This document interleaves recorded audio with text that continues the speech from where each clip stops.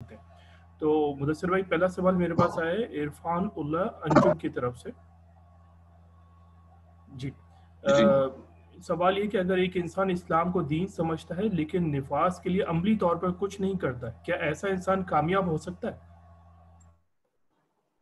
देखें, जरी बात है कि इस्लाम का जो कॉन्सेप्ट तो यही है कि यहाँ पे खाली नजरियात नहीं है बल्कि अमल भी है। तो अकायद का दुरुस्त होना बहुत जरूरी है, क्योंकि उसमें तो अगर अकायद में खराबी आ गई तो फिर तो हम कभी भी जन्नत के लिए क्वालिफाई नहीं कर सकते। ठीक है, अगर कोई शख्स ये समझता है कि दीन जो है उसके अंदर ये जो एस्पेक्ट्स हैं, जो इज्तिमाई जिंदगी से मुतालिक एस्पेक्ट्स हैं, जो रियासती मामला है, उसके अंदर दीन का अमल दखल नहीं है, अगर उसका अकीदा ये है, नजरिया ये है, तो ऐसा शख्स जो है वो फिर बेसिकली इस्लाम पर है ही नहीं, वो अब कुफर पर है और आखिरत में अब उसके लिए हमेशा की जहन्नुम है। तो अकीदे का दुरुस्त होना बहुत जरूरी है, बहुत जरूरी। इसलिए हमने कहा ना कि एक बंदे का अकीदा ठीक होना चाहिए।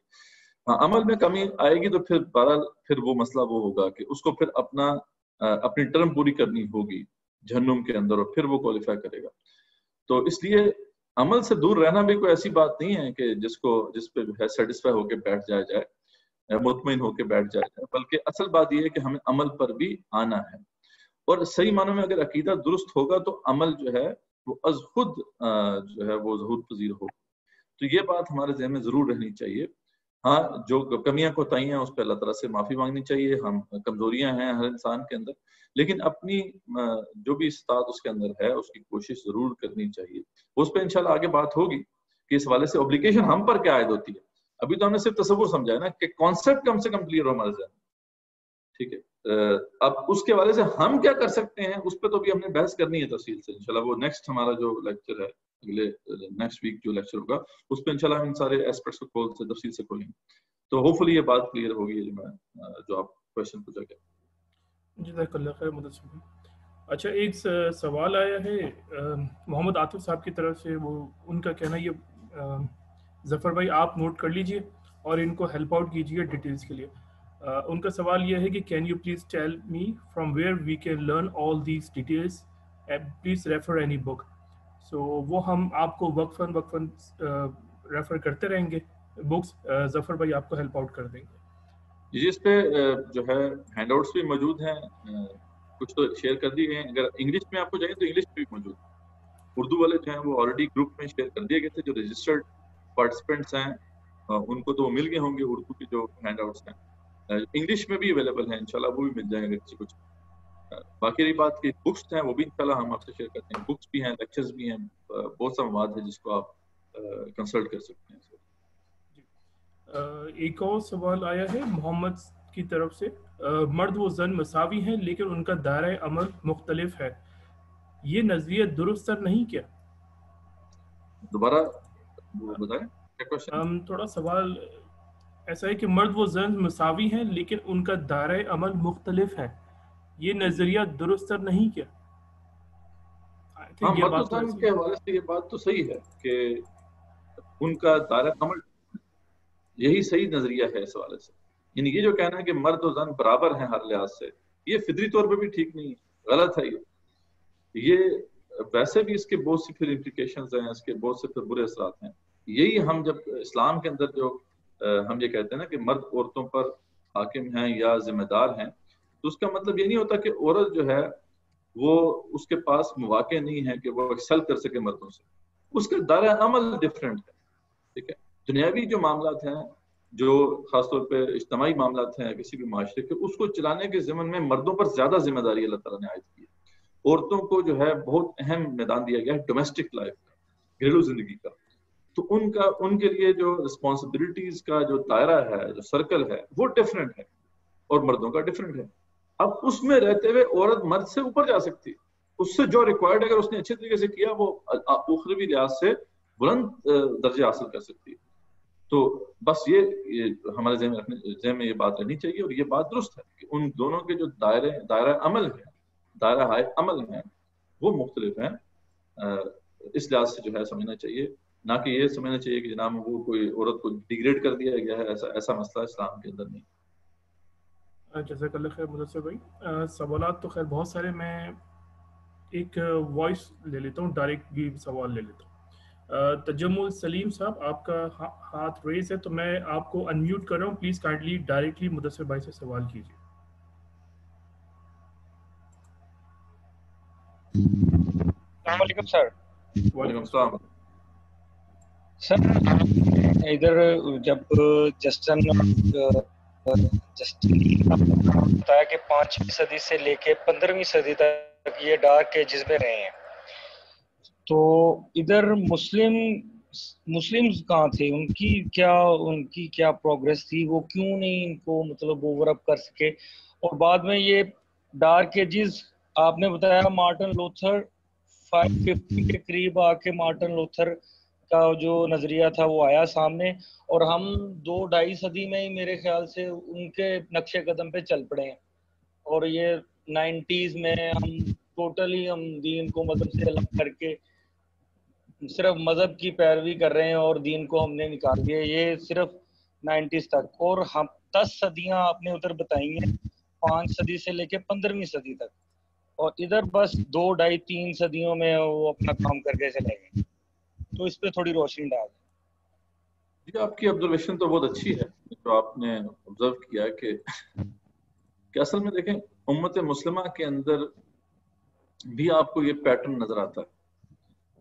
اصل بات یہ ہوتا ہے جب آپ تہذیبوں کی تاریخ کا مطالعہ کرتے ہیں کہ انٹلیکٹ کی بڑی امپورٹنس ہے۔ اللہ تعالیٰ نے ایسے ہی تو نہیں انسان کو عقل دی نا، اور اب وہ جو ہے علم الاسماء، جو چیزوں کے نام سکھائے تھے اللہ تعالیٰ نے، تو وہ کسی وجہ سے سکھائے تھے انسان کو، اور اس کو جو ہے وَحَمَلْنَاهُ فِي الْبَرِّ وَالْبَحْرِ کے الفاظ آتے ہیں کہ ہم نے اس کو مطلب خشکی اور تری پر جو ہے وہ حاکم بنایا ہے، اس کو تصرف عطا کیا ہے۔ تو اب یہ بات انٹلیکٹ سے ہی انفولڈ ہوتی ہے، یعنی آپ عقل کا استعمال کریں گے تو ان جو فورسز آف نیچر ہیں ان کے اوپر آپ سلوط قائم کر سکتے ہیں۔ دنیا کے معاملات ایسے ہی اللہ نے رکھے ہیں، اور وہ انٹلیکٹ کے استعمال کرنے سے ہی ہوتا ہے۔ تو وہاں پہ جب ایسا ہوا کہ ایسے من گھڑت عقائد مطلب جو ہے دین میں ان کے دین میں داخل کر دیے گئے جن کو پھر ڈیفینڈ کرنا عقل سے ممکن نہیں تھا، تو عقل کا استعمال جو ہے وہ بند کرنا، ختم کرنا پڑا۔ اور عقل جب ختم ہو جائے گی، عقل کا استعمال نہیں رہے گا، تو پھر ظاہر بات ہے وہی حال ہوگا جو یورپ کا ہوا۔ خود اب عالم اسلام میں بھی آپ دیکھ رہے ہیں نا، اس وقت ایسا فینومنا ہمارے سامنے انفولڈ ہو رہا ہے۔ ہمارے ہاں بھی جو ہے 1100 اور 1200 کے درمیان کے دور میں ایک حادثہ رونما ہوا۔ اس سے پہلے کا دور خلافت بنو عباس تک کا جو دور ہے وہ ہماری گولڈن ایج ہے۔ آپ نے کہا نا کہ پیچھے مسلمان کدھر گئے، تو اسلام نے تو اسی تصور کو رد کیا تھا۔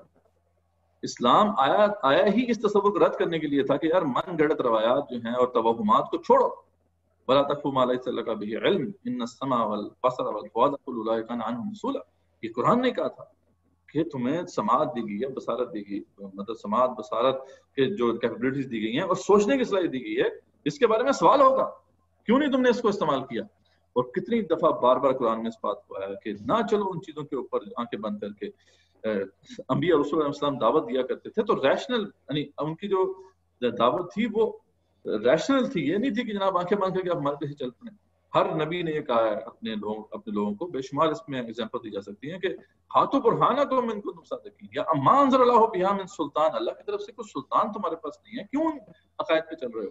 تو اسلام کی اسپرٹ اگر دیکھی جائے وہ یہی تھی کہ عقل کو استعمال کرنا ہے۔ اسلام جو ہے ایسا دین ہے، اس کے جو عقائد ہیں وہ اتنے مسلمہ حقائق ہیں کہ وہ فطرت سے بھی بالکل ہم آہنگ ہے، عقل سے بھی ہم آہنگ ہے۔ ہمیں اس سے گھبرانے کی ضرورت نہیں تھی، لیکن ہمارے ہاں بھی بہرحال یہ ہوا خاص طور پہ خلافت بنو عباس، جسے ہم پینیکل کہا جاتا ہے کہ اسلامک گولڈن ایج کہتے ہیں، اس میں تو عقل کو استعمال عمل دخل بھی آ سکتا، لیکن بعد میں کچھ ایسے حالات رونما ہوئے معتزلہ کی وجہ، معتزلہ نے عقل کا غلط استعمال کرنا شروع کر دیا۔ ایک تو یہ کہ جہاں پہ عقل کو استعمال نہیں کرنا چاہیے تھا وہاں عقل کو استعمال کرنا شروع کر دیا، جس کی وجہ سے عقل سے جو ہے ایک طرح سے بودھ پیدا ہوا، ایک ریئیکشن ہوا۔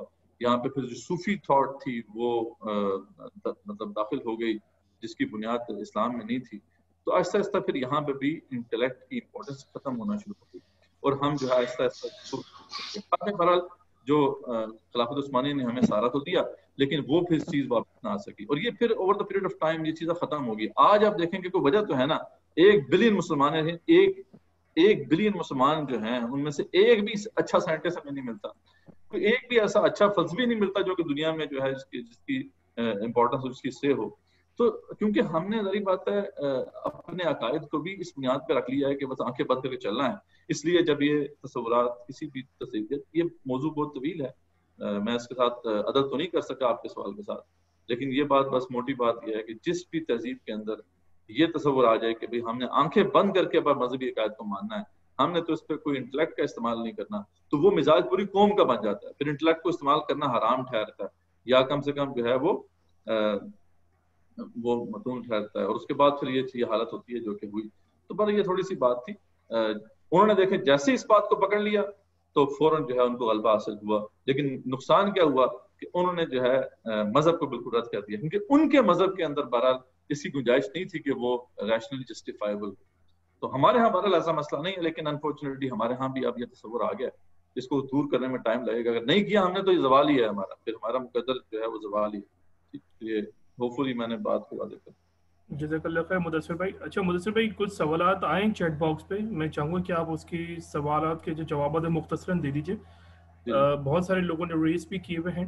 اچھا اسی ٹائم بھی ٹاپک سے ہمارا تھوڑا ریلیٹڈ اوپر ہو رہا ہے، دیکھیں 5 منٹ تک ہم کر لیتے ہیں. جی اسی سے ریلیٹڈ ایک بڑا بہتر سوال کیا حماد جہانگیر صاحب نے کہ وہ کون سے عقائد ہیں جو سینٹ پال نے انٹروڈیوس کرائے تھے جن کو ڈیفینڈ کرنا ناممکن ہے. تو اسی سے ریلیٹڈ ایک سوال ہے. جی ایک تو ظاہر بات ہے کہ یہ اس نے الوہیت کا تصور عیسیٰ علیہ السلام سے منسوب کر دیا. اب ظاہر بات ہے عیسیٰ علیہ السلام تو انسان تھے، سب جانتے ہیں، وہ کھاتے پیتے تھے، سب کچھ کرتے تھے. تو پھر بحث شروع ہوگی کہ یار یہ تو پھر انسانی کرتے تو انسان ہیں، انسانوں کی طرح کھاتے پیتے تھے، تو یہ خدا کیسے ہو گئے؟ تو بحث شروع پڑی کہ بھائی ان کی اب الوہیت بھی ثابت کرنی ہے اور ان کی انسانیت بھی ثابت، بشریت بھی ثابت کرنی ہے.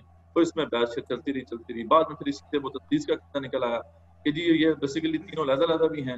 یہ خدا یعنی جو ہے جو ہمارے عیسیٰ علیہ السلام ہیں اور ایک طرف خدا ہے اور فادر اور سن اور ہولی گوسٹ، یہ جو ہیں تینوں علیحدہ. ہولی گوسٹ کا تصور بھی بعد میں آ گیا کہ ظاہر بات ہے وہ جبرائیل علیہ السلام کی امپورٹنس تھی بڑی اس لحاظ سے، تو خدائی اسپرٹ کا تصور بیچ میں داخل ہو گیا اس لحاظ سے. تو پھر یہ بات سامنے آئی کہ یہ تین جو ہیں وہ علیحدہ بھی وجود رکھتے ہیں اور یہ ایک وجود بھی ہیں. اب ظاہر بات ہے اگر وہ تین علیحدہ وجود رکھتے ہیں تو ایک نہیں ہو سکتے، ایک ہیں تو پھر تین نہیں کہا جا سکتا انہیں. اب یہاں بحث چل پڑی کہ ایک میں تین اور تین میں ایک. تو اس طریقے سے یہ سارے تصورات یعنی ایک بنیاد ایسی غلط اس نے رکھ دی جس کے بعد پھر یہ ساری بحثیں چلتی رہیں. اور یہ تو ایسا مطلب وہ جو ہے اسٹوبلٹی کا پلندہ ہے، یعنی حماقت کا پلندہ ہے کہ جسے کوئی چھوٹا موٹا جو ہے کامن سینس رکھنے والا بھی جو ایکسیپٹ نہیں کر سکتا. تو یہ وہ سارے تصورات تھے جو کہ اس نے داخل کر دیے تھے، جو بعد میں پھر جا کے مختلف جو ہے وہ جو بحثوں کے بعد آفیشل جو ہے عقیدہ قرار پائے. اور یہ جو آپ کو پتہ ہے یہ معاملہ ہوا تھا تقریباً 300 عیسوی میں، یعنی عیسیٰ اسلام کے 200-300 سال کے بعد یہ معاملہ ہوا. اور خاص طور پہ جب کانسٹنٹین عیسائی ہو گیا تو اس کے بعد پھر آفیشلی جو ہے کونسلز ہوتی تھی جس میں باقاعدہ آفیشیل عقیدہ جو ہے وہ طے کیا جاتا تھا کہ یہ ہمارا آفیشیل عقیدہ ہو گیا.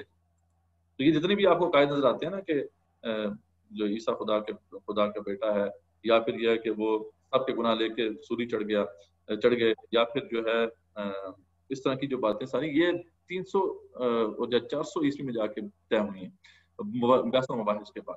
لیکن ان کی کوئی بنیاد تو تھی نہیں. اب ان کے اوپر کوئی بھی کوشچن کھڑا کر دے اس کا کوئی جواب کسی کے پاس نہیں تھا. تو یہ پھر سلسلہ آگے بڑھتے پھر جسٹین کے دور میں اس حد تک پہنچ گیا کہ جسٹین نے پھر کہہ دیا کہ یہ کوئی بھی اعتراض کرے گا وہ جو ہے وہ مجرم ہے، اس کو سزا دی جائے گی. اور اس نے جو اکیڈمی تھی وہ جو افلاطون نے قائم کی تھی، گریک جو فلسفی تھا، اس کو بھی بند کر دیا، اکیڈمی تک کو بند کر دیا. انہوں نے کہا جی ہم نے پڑھنا ہی نہیں، یہ فلسفہ وغیرہ یہ پڑھ کے تو جو ہے لوگ مشرک ہو رہے ہیں، تو اپنے عقیدے کو بچانے کے لیے ضروری ہے کہ ہم اس کو بند کریں. تو یہ سارا کانٹیکسٹ ہے. جزاک اللہ خیر مدثر بھائی. اچھا فہیم اللہ صدیقی صاحب نے کہا ہے کہ عقیدے کے اوپر بھی کوئی لیکچر ہوگا، تو یہ آپ پلیز کانٹیکٹ کر لیجیے ظفر بھائی سے، کیونکہ آپ گروپ بی کا حصہ ہیں، تو انشاءاللہ وہ آپ کو اپڈیٹ دیں گے. اسی طرح محمد حاکم علی شاہ صاحب نے کہا کہ دین کے نفاذ کے لیے ہماری ذمہ داریاں کیا ہیں. انشاءاللہ یہ مزید لیکچر میں آگے بات ہوگی. مدثر بھائی ایک لے لیتے ہیں کوشچن حافظ محمد اشرف صاحب کا، یہ ہمارا لاسٹ کوشچن ہوگا، پھر انشاءاللہ سیشن کمپلیٹ کریں. حافظ محمد اشرف صاحب میں نے آپ کا مائک انمیوٹ کیا ہے تو پلیز آپ سوال کیجیے.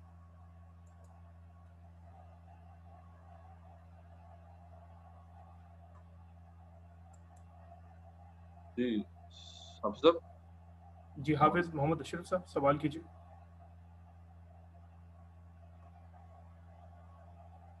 چلیں شاید وہ چلے گیا جی